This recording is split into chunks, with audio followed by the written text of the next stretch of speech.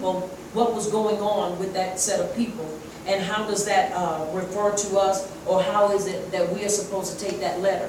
You have to understand, it's written for us because our people are still out of sync and we're out of joint. Right. We're out of character, and we're just plain and simple out of place. And so it behooves us to learn how to get in place. But once again, let us look at, once again, I read that so that you could understand the importance of what happened to his letters.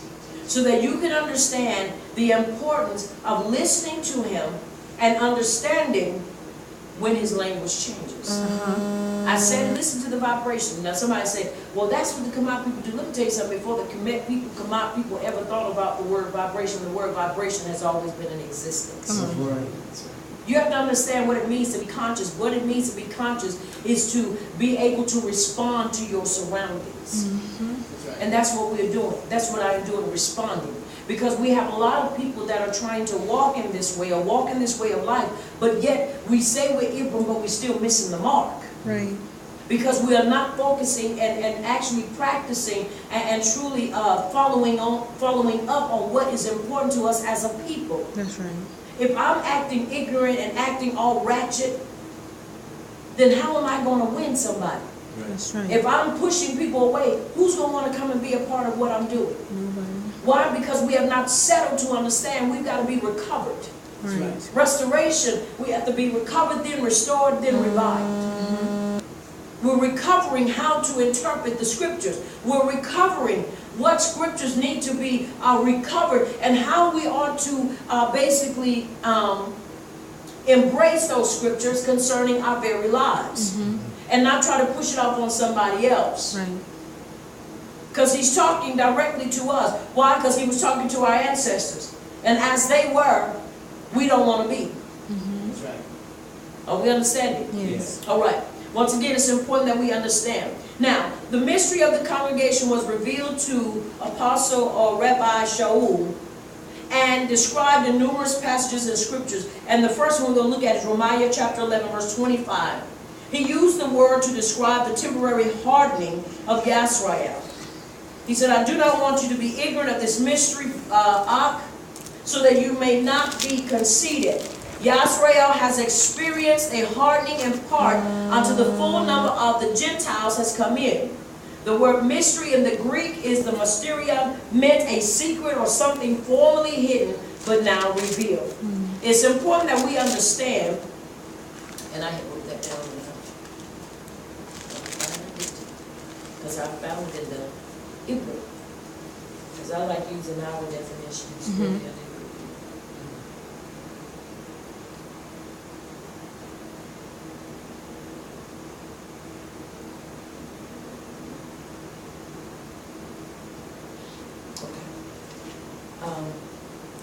But I'll find it, I will read it. But we're going to go with this one. We're going to look at the one hidden, or something formerly hidden but now revealed. It is being revealed. Now, as we talked about it on last week, the Gentiles, also known as the nations, or some call the Goyim. Now, you have to understand the importance of this. The very and the importance of this verse and the statement that is made. Israel has experienced a hardening in part. Somebody say in part. In part. Until the full number of the Gentiles has come in. In other words, until the full number of the Israelite has come in. The full number.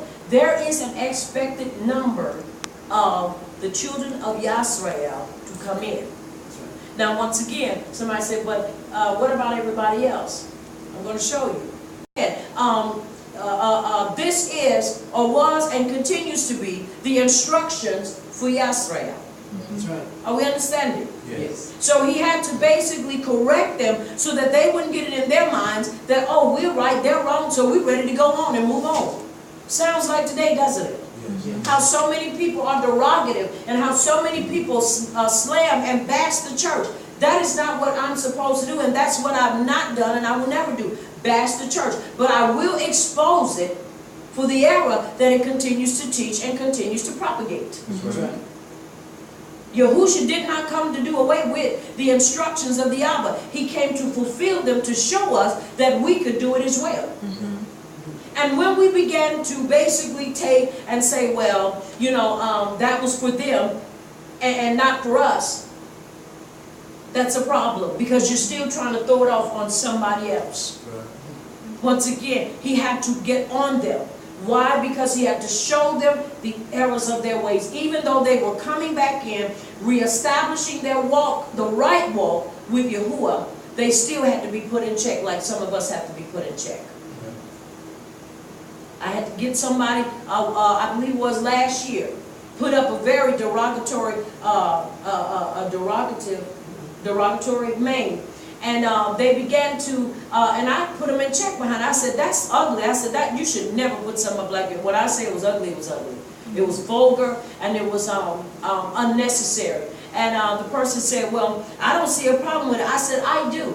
I said, because what you are doing, I said, it's wrong. I said, who do you think is going to want to come and follow you to truth when you are doing something like this? And so it went on, to make a long story short, it went on, and me and her ended up getting into it, and I ended up telling her off real good.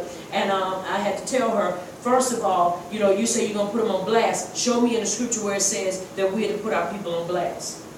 I said, first of all, you are not even in a place to try to be correcting somebody. That's right. So it went on, and so after that happened, and I got on her, I ended up getting kicked out of the community. So, yay, one up for me. Anyway, I ended up getting kicked out of the community. Why? Because I would not hold my peace on something like that. It's one thing if you're going to correct somebody, it's another thing if you're going to be derogative about it. And you're going to be nasty and vulgar about it. Right. Yes, there are some things that go on in church. There are some things that go on all over the world. But if you're going to bring truth and you're going to bring correction, make sure you bring it right. And make sure you bring it to where if a person does say, I'm not going to receive it, make sure they're not receiving it because they don't want to. Not because you have messed it up to where they don't want to receive it, because in the delivering of your message. Because you would not receive the UPS man or the postman running up to your door, ringing the door, and throwing a package in your face. 9 times out of 10, he wouldn't get down the steps or he wouldn't get out the driveway without you on the top of his head beating him up.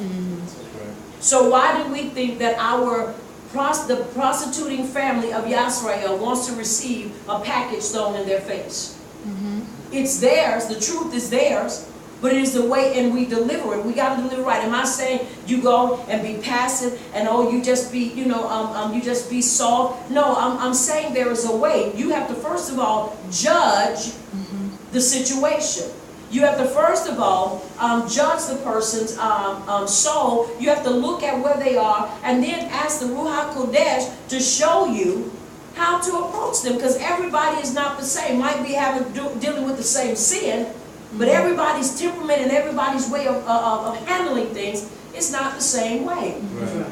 You got people that will hear it. If you come at them hard, they'll hear it. You got some people will turn a deaf ear because, oh, you ain't talking to me like that. Then you have people that if you go to them too soft, man, you ain't telling me nothing. So you got to be able to discern the person's soul on how you are to deliver the instructions or the message of truth to them. Because if you deliver it the wrong way, you're going to miss them. You're going to lose them. Right. It's just like setting a hook in a fish's mouth. Fish like to play with their bait before they eat it. Now, some don't. Bass don't. Brim don't. They eat it and be gone. And all you got to do is set the hook. But first of all, you got to make sure that they've taken it. So that in their taking of it, when you set the truth in them, they'll be set for life. Sometimes we don't know that because we think just because they're walking around with it in their mouth that we're ready to set it. No, you got to wait till you know for sure that they've taken it, ingested it, and now you can set it and move, boom, there it is. It's important that we understand that. But Rabbi Shaul, he did not get derogatory with them or derogative with them. He did not turn around and be malicious towards his own. What did he do? He said, should you become wise in your own conceit.